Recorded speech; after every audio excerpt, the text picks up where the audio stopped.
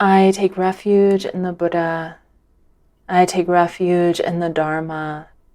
And I take refuge in Sangha.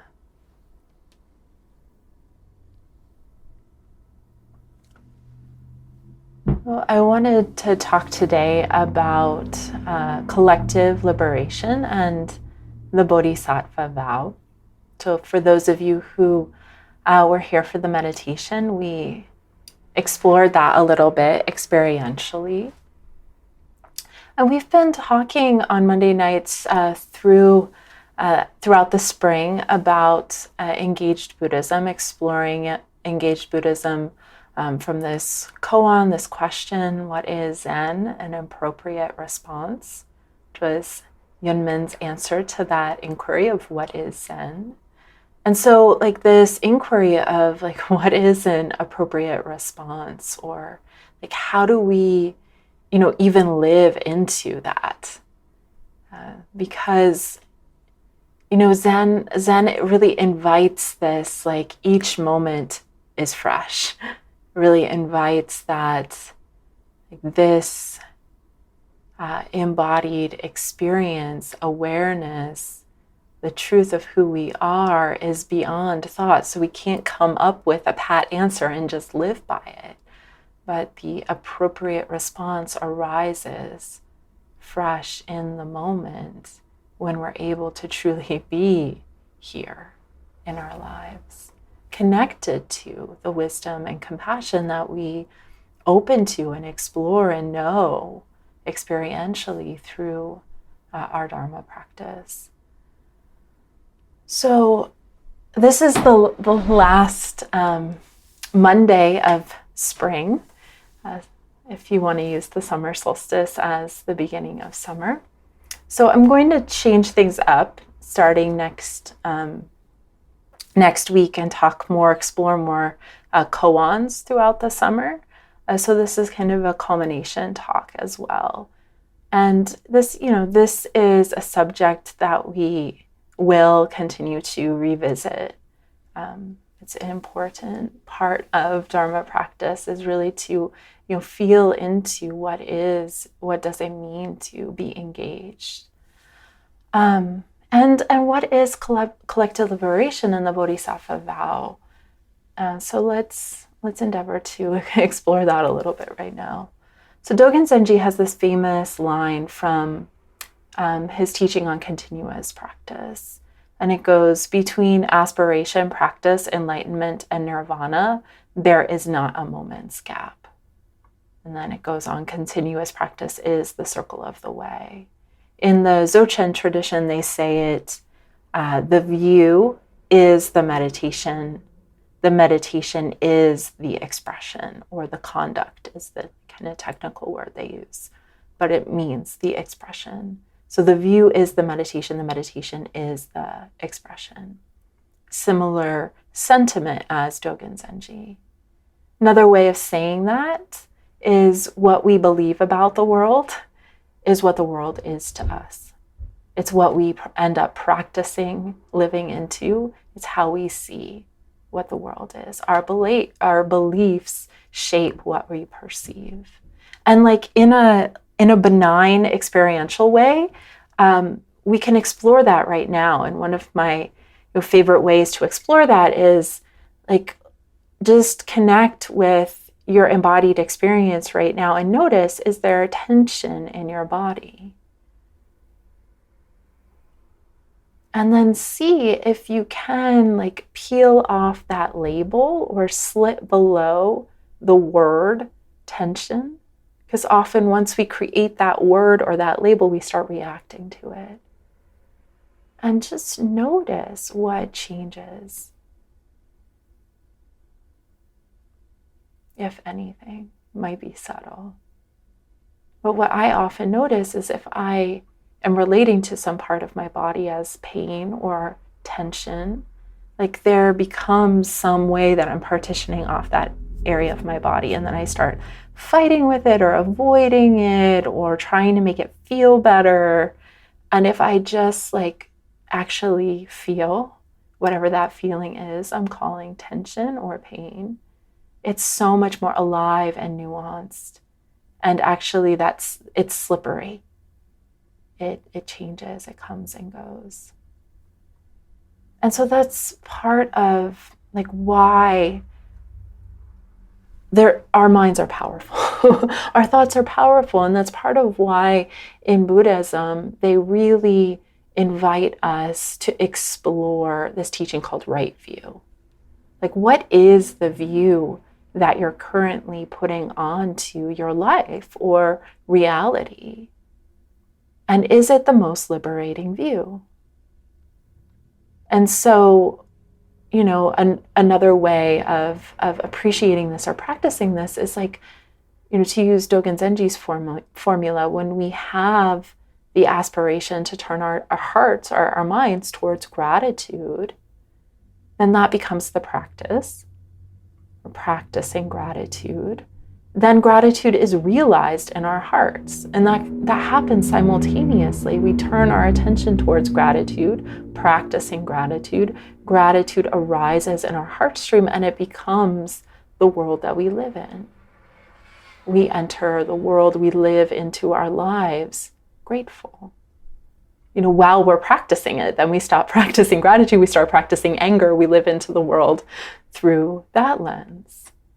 And that's really that's the heart of Dharma, is it's this moment to moment living and how powerful intention and practice, how so closely there's not a moment's gap, Dogen Zenji says, between what we think, what we practice, what we awaken to, what is expressed in the world.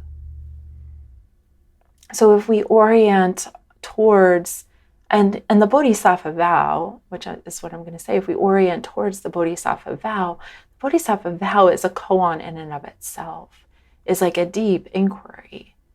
What does it even mean to hold this view that liberation is for all beings? That my practice is for all beings. May all beings awaken. That there is actually no such thing as a personal liberation because of interconnection. It doesn't make sense to the way we are so used to tracking and measuring things. It's my efforts benefit me. That's how it should be. But the Bodhisattva Vow, this view of Mahayana Buddhism, this realization really hinges on this realization of interconnection. We can't actually find ourselves. We are a network of beingness that we share with the entire earth, with all humans and non-humans on earth throughout time. Which is also a hard one to wrap our minds around. And maybe that's part of it. It's not meant to be understood with the thinking mind, but can be experienced. Which is another interesting, we're invited into these seeming paradoxes in Zen. And there's this interesting paradox of the more embodied I am, the less solid my body is. When I'm relating to my body as a concept, it's heavy or it's here. But when I relate to my body from within the body is spacious. This body is open. Our body includes whatever is in our awareness. That's often quoted in Zen. It's vast and wide, spacious, open. And we can know that for ourselves. The more grounded we are, the more open we are, actually. More spacious we are.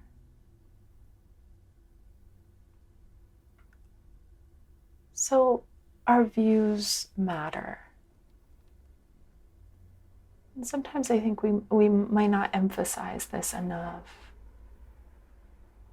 And it's so easy. This is, core Dharma principle, that if we aren't practicing a view of the Bodhisattva vow, or a view of interconnection, or a view of openness, or compassion, or one of the four immeasurables, we're often practicing a view of self-protection or self-centeredness, or like some aspect of the default mode network that is being studied by neuroscientists, recognizing like we have these deep patterns in the brain that often center around like the I, me, my project. and Dharma practice helps us like open, like, wait, that I, me, my doesn't even really refer to what I think it does. Like, I am so much wider and spacious and clear than this like egoic thought pattern that I can get tangled up in sometimes. But if we aren't practicing, and many people experience this, like doing a lot of long practice or regular practice and then maybe taking a break, or thinking like, oh, I can coast on those years of practice I have behind me, or I just did a sesshin, so I don't need to sit for a while. And then we notice default mode network, habit mind comes back. And we might not feel it right away or notice it right away, but then like, oh, it's harder to access kindness, or there's just a kind of busyness or a free-floating anxiety. And there's like a view gets in there and we constellate around it. And sometimes that view actually doesn't have words, which makes it more challenging to notice. It's just this kind of habitual way of being, a contraction around some aspect of our experience. So the engaged Buddhism precepts, which we've been exploring on Monday nights, the Bodhisattva precepts, these are all ways of helping us recognize what views we might be living from, and to reorient toward the views that connect us to liberation, to compassion, to the beauty of the world, to inner and outer peace and the expression of true peace. So one view that we're training our hearts in is this view of interconnection, the full extent of the Bodhisattva vow, which is worth like really pondering and remembering. At the monastery, we would chant the Bodhisattva vows every night. And maybe we should have chanted them every morning too, and afternoon. Because it's like this view of interconnection, this view that our liberation is interconnected with all life, is just so counter to anything we've been taught about who we are and what freedom is or mental health is. It's like, oh, to recognize that like my health is actually part of the network of health in the world. My well-being is connected to the well-being of the earth. Like it's not just about like let me get all my things together so like I can be successful, healthy, more awake than everyone else. Like it's not like that, but it's so easy to approach Dharma practice that way, because that's like the zeitgeist of our culture. Like, yeah, do all the things and get ahead. Be free. Just for you. Because you can. But that's not what this is. And it's easy to impose what we've been taught onto Dharma practice. Dharma practice is like, a kind of constant. We're all doing that constantly. Even those of us in the teacher seat, constantly like noticing when, the narrative of, oh, this is Dharma practice is about my personal liberation, and this is what it looks like. That's why you might hear Dharma teachers say, Dharma practice isn't a self-improvement project. And then we also in the same sentence might say, and you might notice that you're clearer or your relationships are more smooth, because it does have, and we've all tasted that, like it does have a very deep effect on our hearts and minds to practice meditation. But also there is a bigger view to what we're doing here together, a view that like transcends time and space and doesn't make sense to our ordinary way of thinking about things. A view that's grounded in interconnection or interbeing. And so, like one way the Bodhisattva vow is articulated is actually through the images of the Bodhisattvas. So we have Kuan Yin, whose spacious, open awareness hears the cries of the world and responds sometimes through tears, sometimes through listening, sometimes doing whatever they can to ease the suffering in the world, moment by moment. Or Jizo Bodhisattva, who has this deep vow to enter even the deepest hell realms, to help beings who are in transition, whether on this plane of existence or post what we call life, to help beings in war zones, in the places of deep hatred or indifferent in our own hearts, to bring all beings to liberation.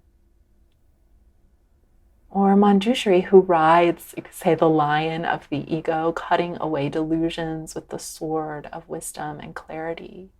Or Samantabhadra Bodhisattva, who rides the crazy, wild elephant of the mind, helping us transmute the activity and busyness of mind into compassionate action. Or Maitreya, the Buddha of great love, who reminds us that all beings are worthy of kindness, including ourselves. So what does it look like to live the Bodhisattva vow in our own lives, or to awaken the Bodhisattvas in our own lives, to tap into their clarity, wisdom, vow, love, action, not so that we can be better, calmer, more likable, but to help all beings realize their true nature. And if we happen to get calmer in the process, great. In our modern world, Buddhist teachers from Thich Nhat Hanh to Lama Ra, to Angel Kyoto Williams, Sensei, to the Dalai Lama, to Joanna Macy, and countless other wisdom teachers are inviting us to consider, and I feel like this is like we're on the edge of something. Like, what does liberation look like now, here, in our modern technological lives, in our world that's simultaneously more connected than you could say it was during the time of the Buddha or other ancestors, or they just didn't have the technology that we have to ping somebody across the world. They had to rely on letters, ships, samadhi perhaps. But in a world that's maybe simultaneously more connected and more divided. Can anyone really be free if Palestinian children are being bombed in Gaza? Are we really free if we live in a world where police continue to target, arrest, and kill Black and brown bodies? What is liberation in a world of systemic injustice and violence? What is liberation when in so many countries we have a militarized sense of safety? What is liberation when the wealth gap is incomprehensibly huge? What is liberation when we live in a world that continues to objectify, violate, extract from the bodies of animals and the living earth? How do we actually practice the Bodhisattva vow? How do we open that gate of great compassion, that view that all beings really truly realize their true nature in this world, in our lives? This is a question worth asking, and I think the teachers that I named, they're asking this. They've been asking this. And here, yes,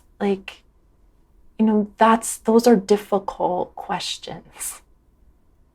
I don't expect us to have an answer, but maybe we already actually are living some form of the answer.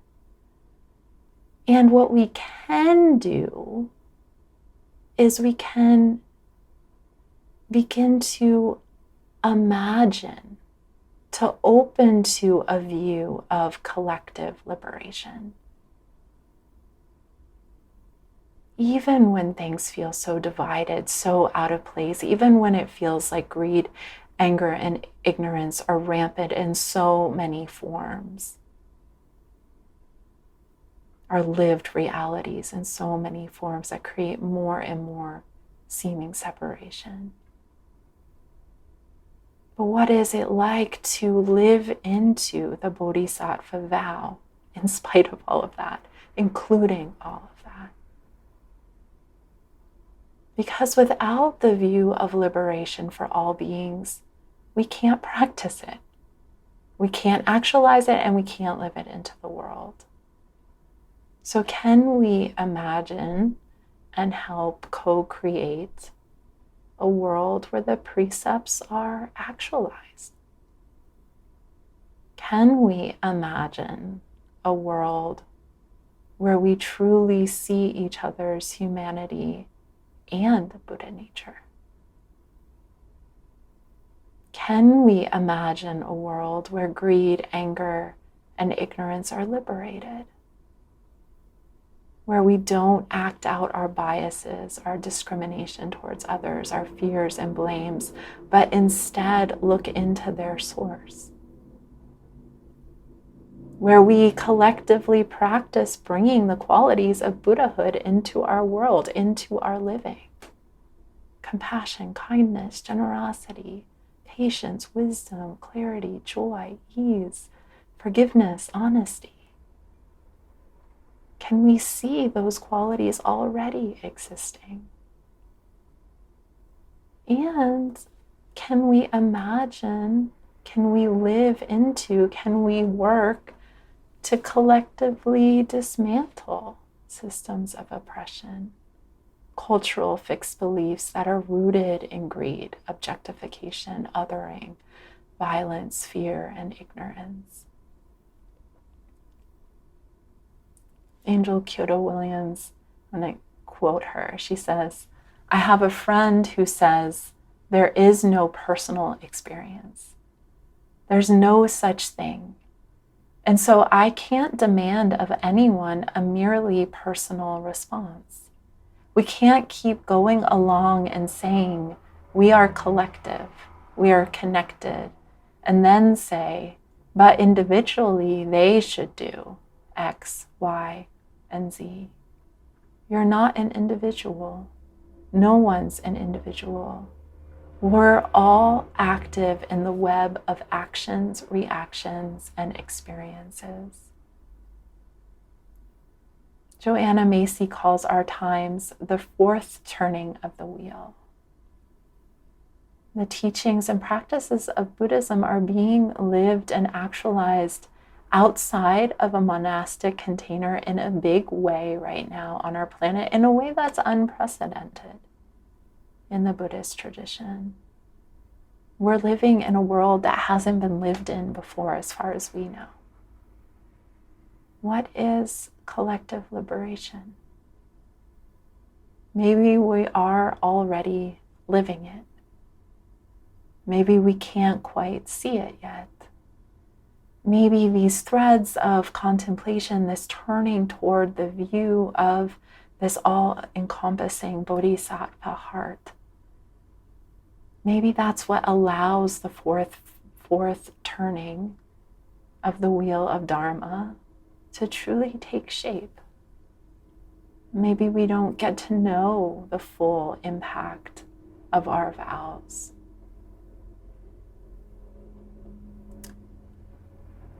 I'll end there. Thank you.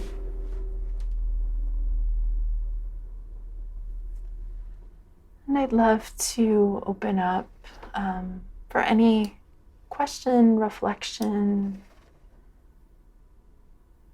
anything that wants to be shared in the field, on this topic, or about practice and whatever is coming up in your own practice or in our collective practice.